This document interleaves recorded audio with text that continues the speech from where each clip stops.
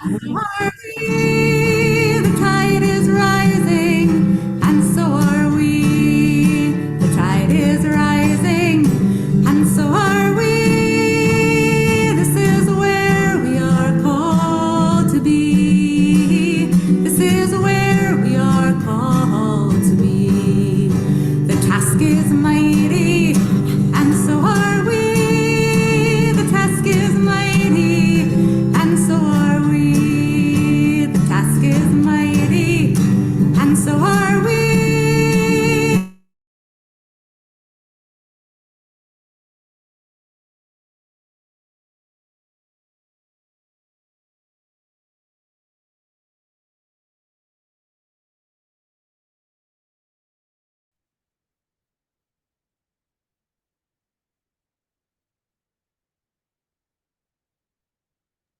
Merely, you're on mute.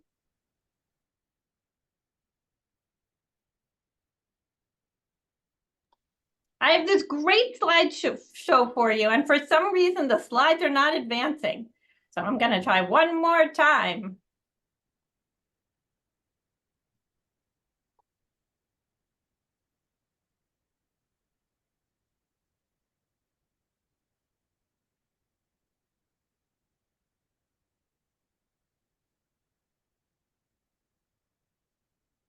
Now are you seeing them?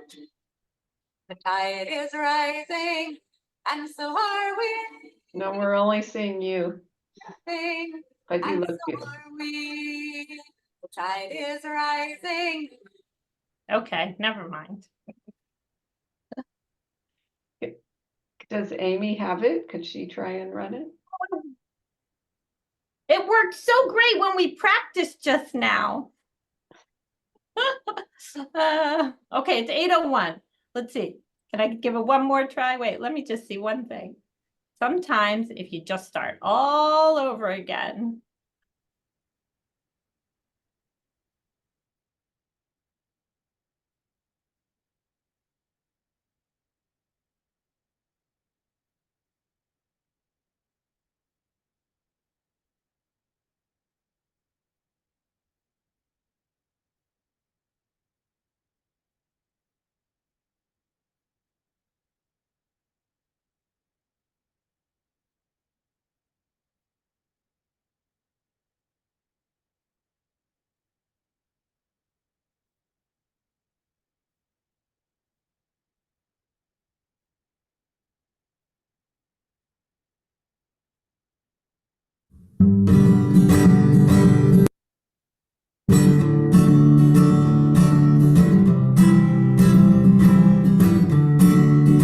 The tide is rising, and so are we. The tide is rising, and so are we. The tide is rising, and so are we. This is where we are called to be.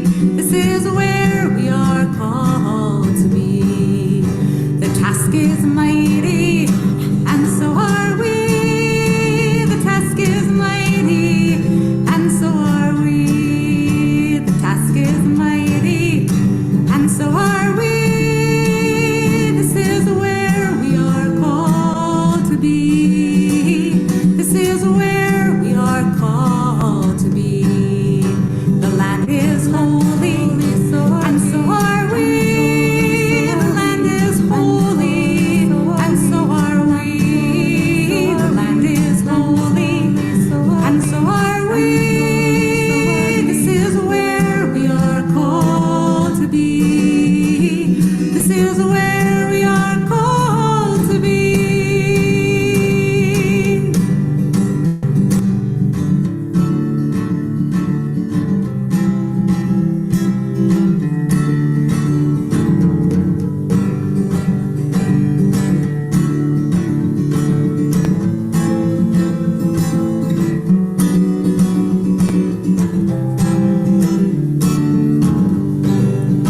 The storm is raging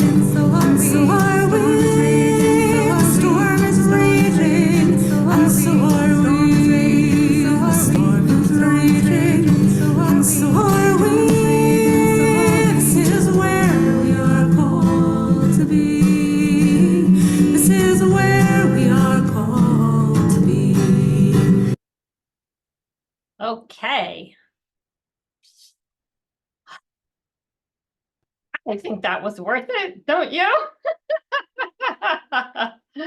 Welcome, everybody. Good evening.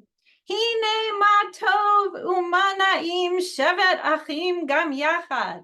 How good and heartwarming it is to be back with all of you. These past 6 weeks or so have been very eventful. A lot is going on in our world. I hope that despite all that, you have found some time for rest and rejuvenation, because the next 6 weeks are going to be fateful for our country, and I know that you will all be very busy. So let's get started. Rabbi Jacob Siegel is a Renaissance Jew. He earned his BA in mathematics. He received smicha, ordination, from Yeshivat Chovevei Torah. He's a shochet, a ritual slaughterer, and a mohel, performing circumcisions. He lives in Eugene, Oregon with his family, where he serves on the board of his local Jewish Federation and his local credit union. Jacob is the author of a new book, Put Your Money Where Your Soul Is, Jewish Wisdom to Transform Your Investments for Good, which I hope you will all order. Jacob currently serves as the Climate Finance Advisor at Dayenu, a Jewish call to climate action, and we are very honored to have Rabbi Jacob Siegel with us this evening. Go ahead. Thank you so much, Mirala. And it is an honor to be with you all, and really, really excited. Also honored to be with you, Dan. I know you'll be coming up later in the program, and just huge kudos to Mirala and everybody on the call for all of the work. Mirala, you've been such a champion of this for years and years and years, and such a mentor. So I'd like to offer a brief meditation, a brief kavanah, and it's going to be about a reflection of a single line, but that's going to come at the end of my remarks. We'll have to build up to it. So in the book that Mirala mentioned, one of the questions that I wanted to explore is, what does Judaism have to say about our monetary choices, about our investments, about our financial decisions? And one of the things that I learned as I've been in this arena and was doing research for the book is a great quote from the late Professor Meir Tamari of the Jerusalem Center for Business Ethics. He talked about Jewish money ethics as being about the economics of enough. Our society pushes us to constantly acquire more. The idea that where we could go is almost infinite. Growth is infinite, and it is in fact primary. It's the most important thing. And Jewish money ethics doesn't see growth as bad, but it's not the most important thing. We have an economics of enough. That's a very Jewish idea. And so I'd like to read you a quote from another Jewish thinker, Rebecca Solnit, about this concept of economics of enough. And the context is in a lot of our environmental work, and in climate change in particular, there's sometimes a fear that what we need to do, what we're being asked to do, is to give up, right? We have to sacrifice our quality of life or things like that. And so Rebecca Solnit is responding directly to that fear. And her quote is this, and this is what I want to offer us just a moment to reflect on. What if we acknowledged that every obstacle to doing what we need to do is just an excuse? What if we shouted until it was gospel that what the banner in the 2014 Climate March said, we have the solutions? What if we recognized that the only obstacles are political and imaginative? And most important, what if we recognized that what is demanded of us is not austerity and sacrifice, but giving up poison? What if what was demanded of us is not austerity and sacrifice, but giving up poison? Take just a moment to meditate on that question.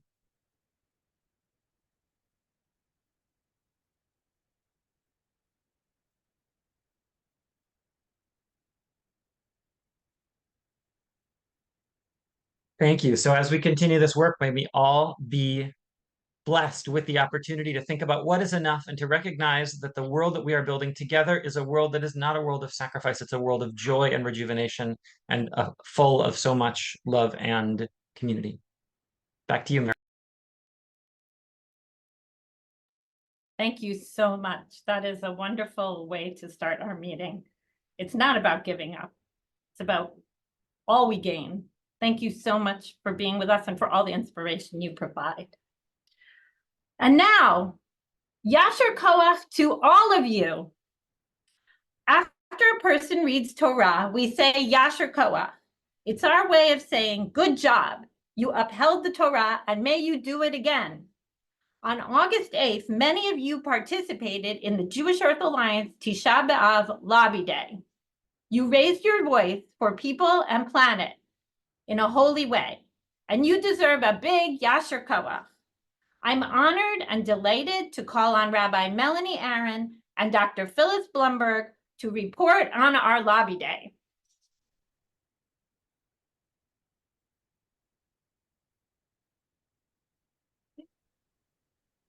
So I'm Phyllis, and I'm just so pleased to be able to report on our achievements. Tonight, we're going to be talking about the country's achievements under President Biden, but I'm going to talk about our local achievements. And we're also going to be looking to the future. And I want to thank all the participants, all the people who helped us get to this point. We had such a great success. As I'm showing on the screen, a couple of statistics. We had 38 co-sponsors. We had 270 people who registered who said that they wanted to lobby with us. It's hard for us to know exactly how many of them actually lobbied, but it's close to that number. And then we had a record number of 47 meetings this year. That was the highest number we've ever had.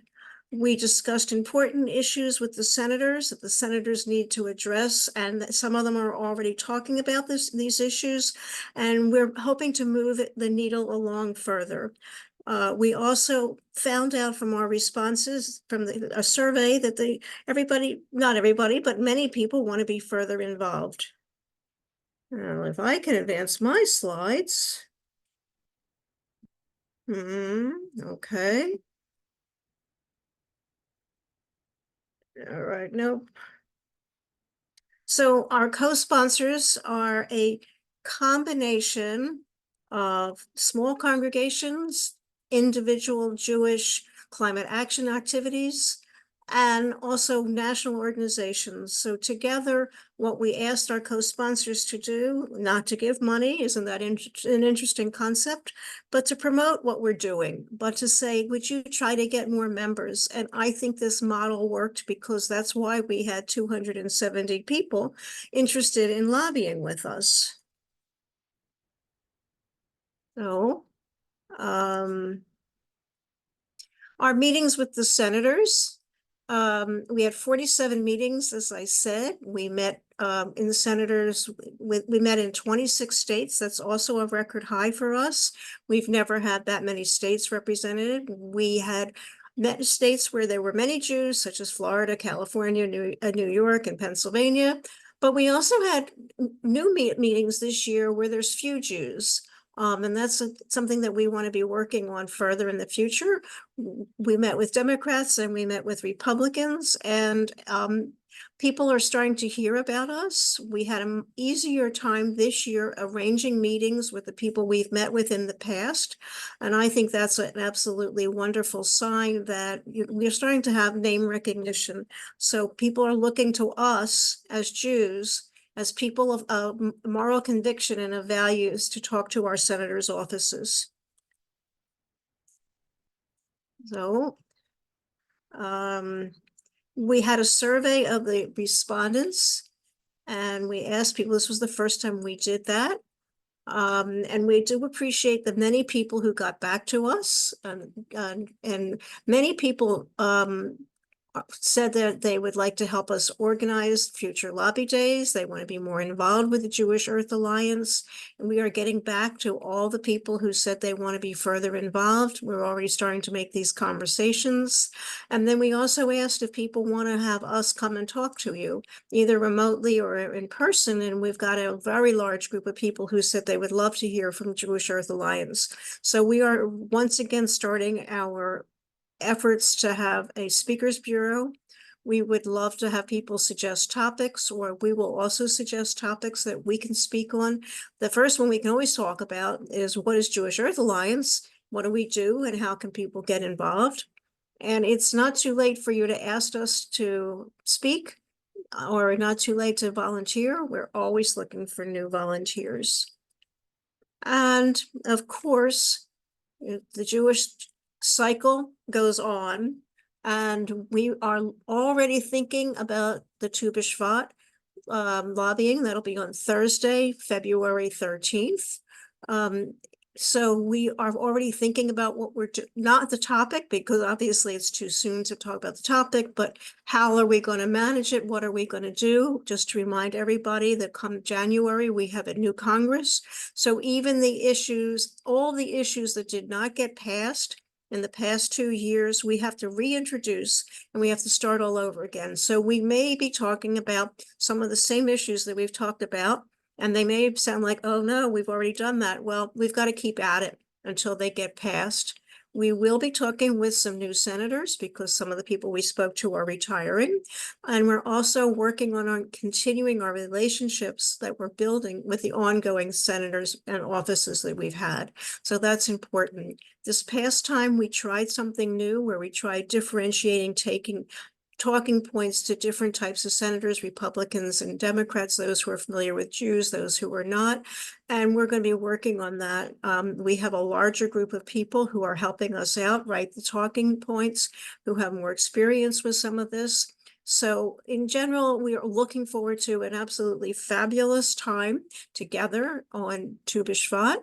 That'll be Thursday, February 13th. And what we learned this year is sometimes that one date doesn't work for the senator's offices, particularly in August when there were a lot of vacations. So we actually had our first meeting, I think it was July 31st or August 1st. And we had our last meeting, I believe, last week. So that's just the way that it works, but we're aiming for Thursday, February 13th. And I want to just say thank you and yesher koach to the 270 people, our interns, and everybody else who worked with us, and the aides, the congressional aides that we worked with too. So thank you so much. And thank you, Phyllis, for this wonderful report and for everything that you do every day, not only with Jewish Earth Alliance, but all the other organizations that you work with on climate change. Amy, can you put us on gallery view so we can all see each other just for a moment? Wow, that's great. So when someone says Yasher Koach to you, the proper response is Baruch Tihiyeh, meaning may you be blessed to do more work next time, right? Now I'm going to say Yasher Koach, and I want to hear all of you say Baruch Tihiyeh. So first, everyone take yourself off of mute, okay? So we can congratulate ourselves. I know some people, that's a challenge. Take yourself off of mute. Bill, you can take yourself off of mute. Okay, so I'm going to say Yasher Koach, and you're going to say Baruch Tihiyeh. Yeah. Ready? Yeah. Set. Yasher Koach. Yeah. Baruch Yeah. Wonderful. Thank you all for all you've been doing. Okay, you can put yourselves back on mute now. And now we're honored to host Dan Lashof. Dan has been working to promote solutions to climate change for more than 2 decades. In his current role at World Resources Institute, he coordinates work in the United States, including WRI's work for just and equitable climate action by the federal government, states, cities, and businesses. We invited Dan because of a post that he wrote on tracking progress climate action under the Biden administration. I hope you'll all read it. It's a really helpful summary of the past 4 years. This post talks about some of the things that Biden can still do. It isn't over till it's over. Dan will talk about that today, and also about what we must demand of the next administration. And we've given Dan a big challenge to say everything in 10 minutes, and then we'll have a few minutes for questions after that. Thank you, Dan, for being with us. Take it away. Well, thanks for having me, and thanks for all you're doing and your lobby day. It sounds great. It's exactly what we need. More people petitioning their government to do the right thing here. So I will be very quick. I put a link to my post in the chat, so people can take a look at that. I look forward to the discussion. That's going to be the most fun. So just real briefly, as I noted in the post, President Biden ran for office originally on the most ambitious climate platform of any candidate for the presidency. And he's delivered a lot. Not enough, of course, because we're way behind where we need to be, but he's delivered a lot. And I summarize that in 10 points. I'll just go over them very briefly and then talk a little bit about sort of what the remaining agenda looks like. So the first thing he did was, well, actually, the first thing he did on day one was rejoin the Paris Agreement, which Trump had pulled out of. I'll talk a little bit more about that in terms of reestablishing U.S. leadership, but also very quickly set a new target for the United States to reduce its emissions at least 50% by 2030. That's formally a submission to the UN Framework Convention on Climate Change, so called the Nationally Determined Contribution, or NDC. You may hear that term, but that's an ambitious target. We're not on track to hit it, but it's good to have a strong target out there. And I'll talk a little bit more about what we need to do to get closer to being on track to hit it. His signature accomplishment is the somewhat oddly named Inflation Reduction Act. Unfortunately, just not well known enough by the American public in terms of its comprehensive nature, and really by far the most ambitious climate legislation the United States has ever passed. Got to give Chuck Schumer huge credit for negotiating that and getting it across the finish line. Very challenging negotiation with Joe Manchin of West Virginia, so it's not perfect, but it really, really delivers a lot. Often described when it was originally passed as a $370 billion investment in clean energy. That was based on a Congressional Budget Office estimate. It's actually a lowball estimate. The real number is going to be much higher than that, in the trillions, because most of it's in the form of tax credits. And for each dollar that goes out the door as a tax credit, the claimer of that tax credit, whether it's an individual installing a heat pump or a company installing a solar farm, is also putting in private investment. So there's a big multiplier there. And also, it's not capped. Most of these tax credits are, the more people who buy electric cars, the more money goes out the door. And the estimate of how many people would buy electric cars was a lowball estimate because of the way CBO does it. So there's estimates from Goldman Sachs which suggest that it's actually a multi-trillion-dollar investment in clean energy, and I think that's more accurate. So that's huge. The third thing I talk about is super pollutants. The U.S. ratified the Kigali Amendments, which phase out these high global warming potential gases that are used primarily in refrigerants. That's one key component. The second key super pollutant is methane. We're making progress there, although the actual measured methane leak rates from satellites from the U.S. oil and gas industry are still way too high, higher than government estimates. But the Inflation Reduction Act has a very strong incentive to capture methane from larger wells, and EPA has moved to establish regulations on methane emissions from new oil and gas wells, as well as existing equipment. So I rate all three of those things as delivering at the highest level of what was promised. The next two are areas where we're making significant progress. One is on electric vehicles. We need to be in making a full transition so that by 2035, all new passenger vehicles that are sold are 100% electric, zero-emission vehicles. California has established that as state regulation. A number of other states can opt in to California regulations under the Clean Air Act. EPA has set standards that don't go that far, but they don't go out that far in time.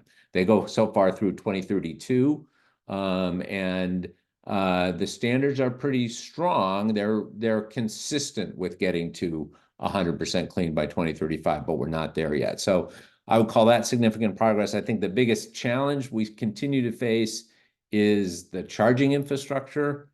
for those electric vehicles. That's the biggest pain point and what's slowing the transition down quite a bit. The Inflation Reduction Act has a significant tax credit for buying electric vehicles. The actual previous bill, which is a bipartisan infrastructure bill, has $7.5 billion for building charging infrastructure. It takes a while for those projects to happen. So we haven't actually seen many of those charging stations go in place, but they're in progress. And it will, over the next 2 years, I promise you, the charging infrastructure will be much, much better than it is right now. So we're making a lot of progress there. Fifth one is scaling up carbon removal. This one is a little bit more controversial with some folks, but when we look at the science, it's very clear that the top priority has to be to reduce emissions from fossil fuel consumption and other sources by at least 80%, 80 to 90%, we think is very achievable. But there are some very hard to abate emission sources, like emissions from aviation or from agriculture. There's also the legacy of all the pollution that's already in the atmosphere. So to meet our climate goals, it's also clear that we're going to have to scale up technology that allows us to take carbon dioxide back out of the atmosphere and sequester it permanently underground or in other forms. That's a new technology. There is significant investment going in from the Department of Energy and demonstration programs. And again, the Inflation Reduction Act has a significant tax credit that was a pre-existing tax credit, but they significantly beefed it up. And so we're starting to see projects come online to do that. And so we're making, I think, significant progress there. One issue there that I'll note is the current program, particularly the tax credit, focuses only on one particular technology called direct air capture. There's a wide variety of other approaches to carbon removal, and we'd like to see a more technology neutral approach in the future to scaling up carbon removal. So that's an important component. So then next, how am I doing on time? Okay, not too bad. The next one I have is ramping up clean electricity standards. So this is one of the provisions that was in President Biden's proposal.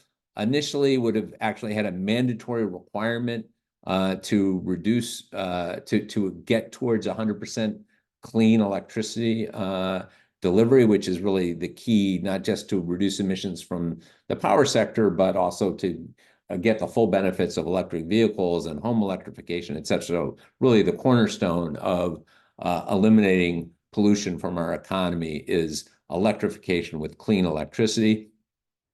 This is one of the provisions that fell by the wayside in the negotiations to get 51 votes in the Senate to pass the Inflation Reduction Act. So we don't have a mandate. We do have strong tax credits, and those are helping to deliver unprecedented levels of solar and wind. But the progress is slowed by the difficulty of building actual projects, and in particular in building transmission. So transmission lines, which are, always controversial because especially when they cross multiple states, but we need a much more robust electricity grid. We can go a long way by actually improving, without building brand new lines, by reconductoring existing lines, by using other technologies that allow us to push more electrons through existing wires with dynamic line ratings that take the weather into account. We can build transmission lines in existing right-of-way corridors like highway corridors or railroad corridors so that we don't have to go through pristine areas. And we can build high voltage DC lines underground. Much more expensive initially, but they have high capacity and they're much less vulnerable to disruption from wildfires or other disasters. So we need to do a lot more there. But again, we're making some progress. Energy efficiency continues to be an important component. The more efficient we are, the fewer solar fields we need to put out there, the less land that'll be disrupted. But also in addition to efficiency and related to it is electrification, which I mentioned. So to really get your home to zero emissions, the way to do that is to get rid of, you can have a very efficient natural gas furnace, but it's still going to emit. And there's going to be methane leaks in the upstream. So to really achieve the goal, you have to replace natural gas with electric heat pumps, with induction stoves. I finished doing that in my house last year. It's fabulous. It was one of the great days when I called up the utility company and said, you know what? Disconnect the gas service. And they actually came out, to their credit, they came out the next day and pulled the gas meter out and put a cap on the gas line. Very happy with it. But we need to do that in millions and millions of homes across the country. And the Inflation Reduction Act has a relatively small incentive for heat pumps, but it does not have a comprehensive program or adequate incentives there. But again, we're making some progress there, and I can talk more about that one. And then the next one where we really need to pay attention going forward is the industrial sector. Projections now show that by 2030, emissions from heavy industry in the United States will be the largest source of greenhouse gas emissions. That's partially because they're going up a little bit, but it's mostly because we're actually making progress faster in other sectors, particularly the power sector, and with some lag, the transportation sector. But we have a huge petrochemical industry using cheap natural gas to make plastics and other chemicals. That's a big source of emissions. And while we have some incentives to produce clean hydrogen, which can help there, we don't really have any kind of comprehensive policy right now to cut emissions from the industrial sector. So that's an important to-do item for the next administration. And then on international leadership, as I mentioned, President Biden rejoined the Paris Agreement. The U.S. has participated actively in all the international climate talks since then and provided some leadership, but it's lacking in a couple of areas. One, the U.S. is definitely not paying its fair share into international funding for clean energy and adaptation in developing countries. And that's just a challenge getting those funds through Congress. President Biden has made promises to increase that funding, but it's very difficult to deliver given the makeup of Congress. The second area, which is perhaps even more challenging, is that the U.S. is the world's largest oil and gas producer. And while I've talked about a lot of policies that are designed to reduce domestic consumption of fossil fuels by becoming more efficient using clean energy, the administration, and we saw this in the debate last week, it's very difficult to run against oil and gas production in the U.S. It produces a lot of economic activity in a lot of states. What we need is not to shut it down overnight, not calling for banning fracking in Pennsylvania tomorrow, which would not be a very popular approach, but we do need a plan to phase down U.S. oil and gas production in a manner that's consistent with our strategy to reduce emissions. Otherwise, we just end up exporting more and locking in fossil fuel dependence around the world. One key decision that President Biden may make before he leaves office, or it'll be up to the next administration, he did put a pause on new natural gas export terminals, liquid natural gas terminals.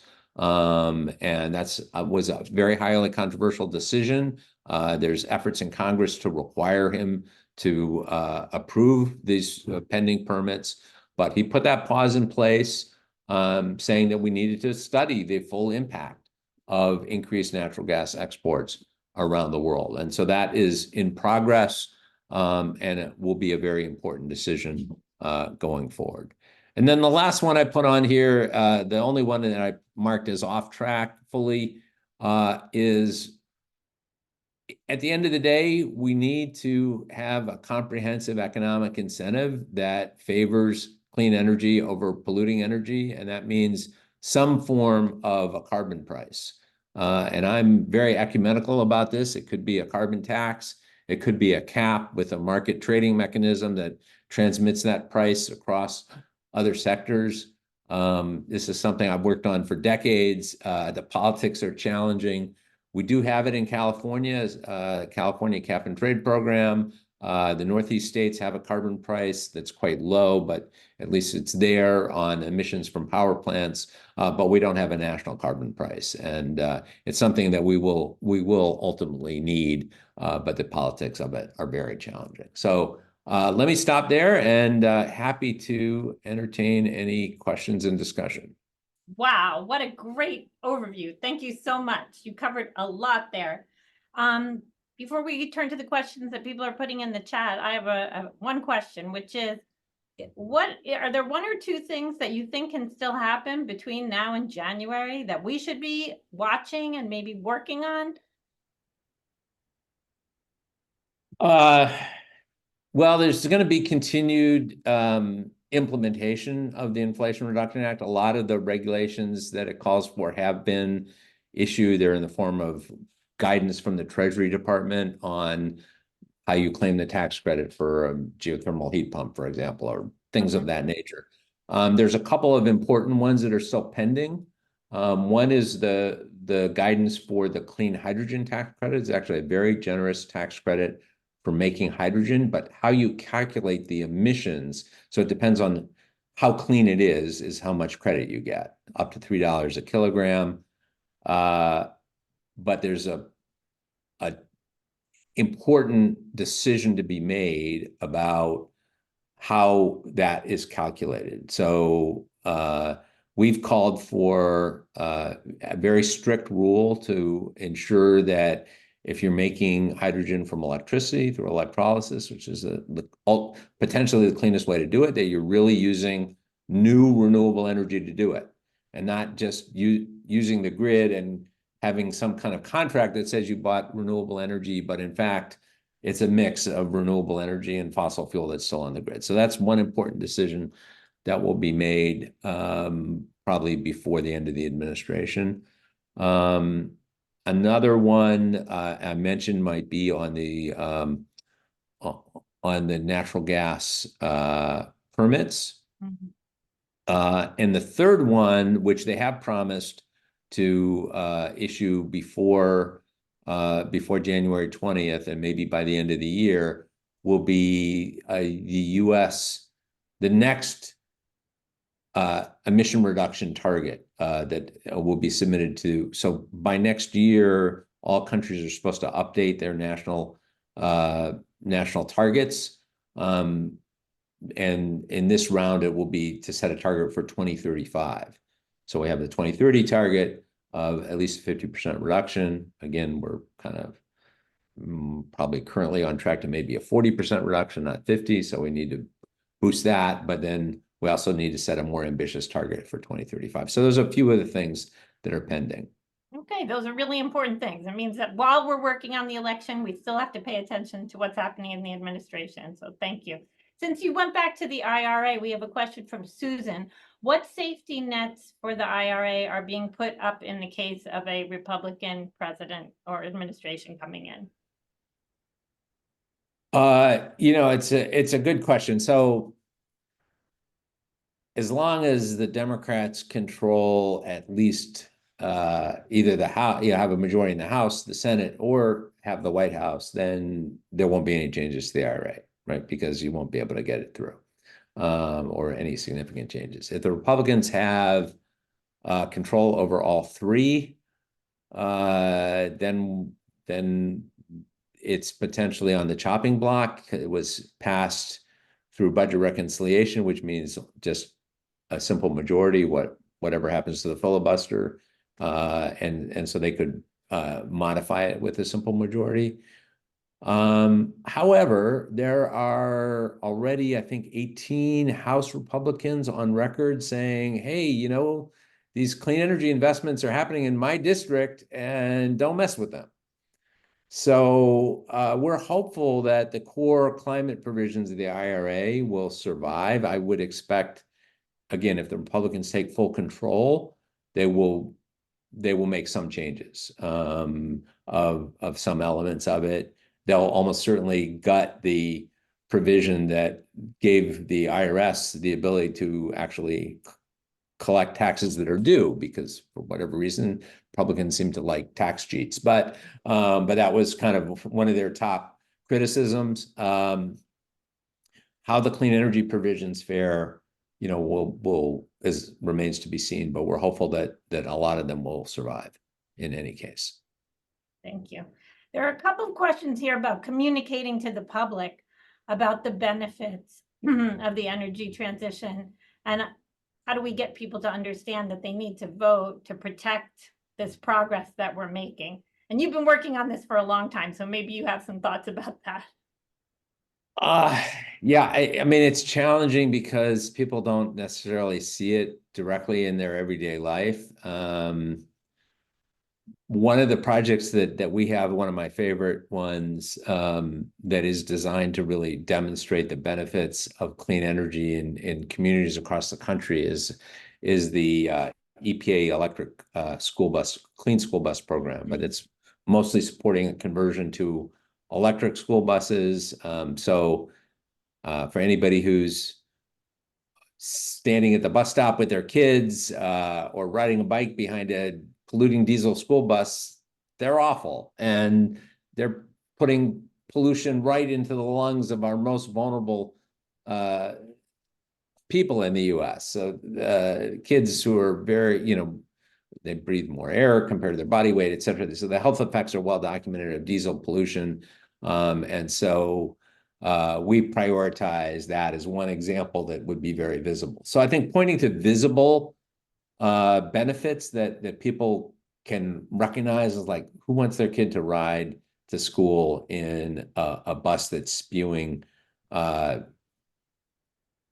known carcinogens into the lungs of our kids? It's like, so that's an example of something that's happening. Again, not happening fast enough, but we calculate about 12,000 electric school buses that have either been delivered or are on order now as a result of that program. So I think picking some specific examples, the other thing that's really, is more on the statistical side, but is really important to show is that, people have been talking about increasing US manufacturing for decades, but it's actually happening now as a result of the Inflation Reduction Act and the incentives that creates for not only deploying clean energy, but actually manufacturing much more of it in the US. Really appreciate that answer. I think it's really hard for people to see all the progress that we've made. I mean, we as activists are so aware of what remains to be done, but I mean, you have the perspective of decades to see that we have really made quite a lot of progress. Unfortunately, we're going to need to say thank you to you and move on to our taking action. We're taking action today on the OSHA rule to protect workers from extreme heat. So I don't want to shorten the time that we have for that. Dan, we really appreciate your being with us. And I know we'll all be following your blog for the next installment of what the next administration should be doing. Thank you so much. That is in the plan. So thank you very much. Appreciate it. Yeah, good luck. Thank you. Okay, now let's see. Enough talking. So now we're going to take action together, led by Judy Burlfine. Our action alert this month is to submit a comment to OSHA, the Occupational Safety and Health Administration, about protecting workers from extreme heat that is getting worse because of climate change. Judy, take it away. Okay, thank you. Amy, do you have the slides up and I can't see them, or you don't have them up yet? I'll put them up in a minute. Okay, I just wanted to check because weird things are happening on my computer. I'm gonna make myself a little bit more visible, and thank you all for being here. And I see there's already a question to me in the chat. I haven't even given my spiel yet. Okay. So you can see the pictures somehow. The way I'm looking at it, it looks like the text covered some of the photos, but we have people working in the fields. We have mail carriers. We have people working in a kitchen, people in a warehouse. what do these people all have in common? Well, Mirala, oh, you went too far. Thanks. So Mirala gave it away. Climate change is subjecting these people to extreme heat. So it doesn't just come with ag workers, it comes in so many different kinds of jobs. And OSHA, the Occupational Safety and Health Administration, is thus proposing a heat rule known as HIP, or the Heat Injury and Illness Prevention in Outdoor and Indoor Work Settings. And it provides a federal standard so that we can protect workers from heat injury in the workplace. And as you can imagine, it's actually not that complicated to fix this problem. We just have to do it. Okay, next slide. The simple solutions are first to train the workers and the employers. And all we need to train them to do is to provide paid breaks for the employees, make sure they can take these breaks in a cool area, either sitting under a tree or in an air-conditioned location, and that we provide sufficient fluids so they stay hydrated. So we are now going to take action and submit our opinion to the Federal Register. And yesterday when I was preparing this, I went through and read some of the comments that were already in there. And I imagined the person who has to go through and read all the comments. And what jumped out at me is that when there's a story, it's much more interesting to read than if someone just says, please finalize this rule. So if you yourself have ever worked in a place where you were subjected to extreme heat, or if you have any relatives or friends who had, I'd urge you when you submit your comment to include that. There was one very lengthy comment from a mail carrier suggesting all kinds of innovative and creative ways that they could provide AC within the cars that the mail carriers drive, but also provide cooling stations at major intersections. And I love the creativity. So what you're going to do now is click on the link that Bill so kindly put into the chat, and that will take you to the Federal Register, and it will say there, submit a comment. And you go in there and you can provide a comment, and here's the gist of your comment. First, as I said, share a personal experience if you have one, and then urge them to quickly finalize this rule. And if you want to add a final comment about that this is coming from your faith and why as a Jew you care about this, that would also be wonderful. So go ahead now and start submitting your comment. And if you have any questions, speak up and I will respond. Thank you.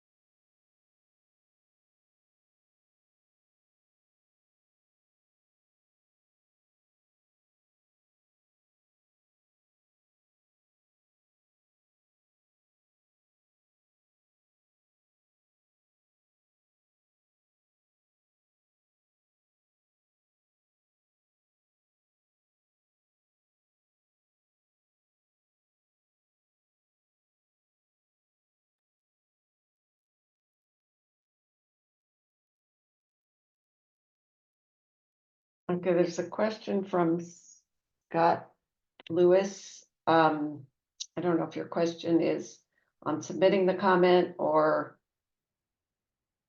whether or not OSHA has, I see you have two comments. One is, does OSHA have jurisdiction over agricultural workers?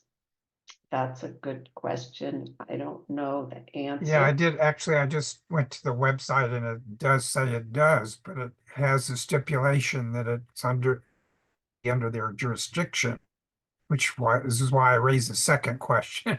What does it mean to have OSHA, their Where jurisdiction. OSHA has jurisdiction. Yeah, That's a really good question. I will look into that, but I don't know the answer right at this moment.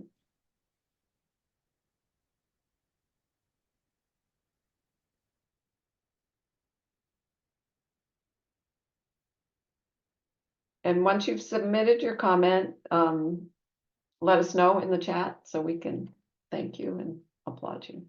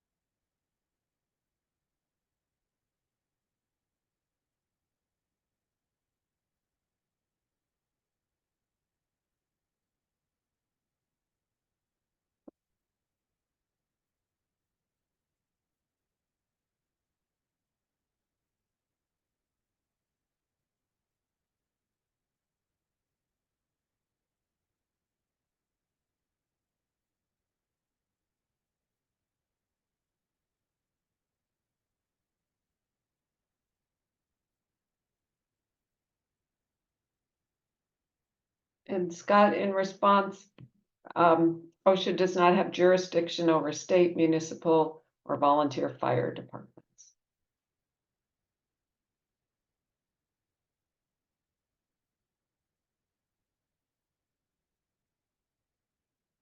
Thank you, Debbie.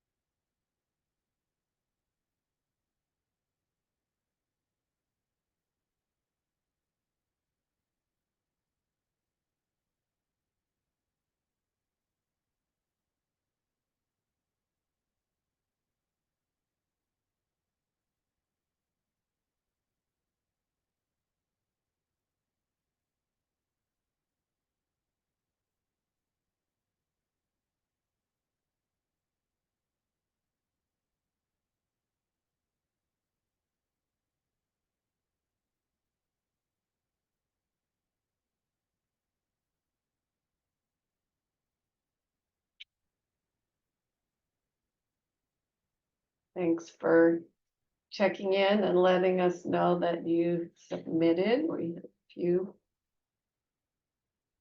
people who posted and other people still hard at work. I think we'll go for another minute or two and then we'll have our closing.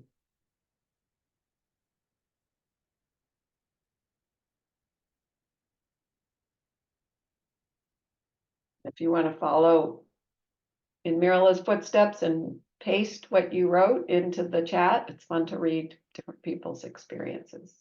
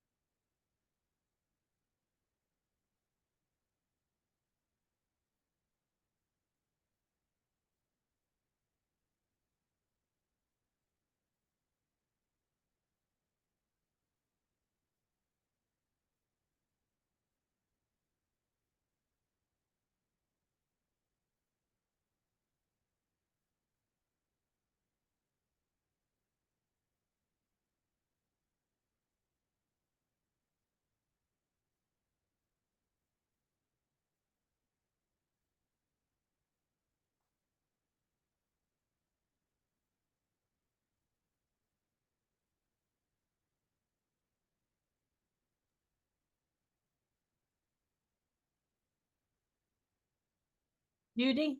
Okay, Mirala, do you want to? Yes, I want to bring the meeting to a close. Thank you so much for leading us in this action. I mean, it seems like the most basic thing in the world, and we as people of faith should certainly be supporting something as basic as protecting workers from the heat. Okay, I'll try not to get on a soapbox about that. Before we close, please make a note that our next briefing, we'll be phone banking with Dayenu's Get Out the Vote campaign, and Bill Witherspoon, who's here somewhere, will be leading us in that effort. That will be on October 15th. Even better, use the link that Amy is about to put in the chat to sign up right now for that meeting on October 15th.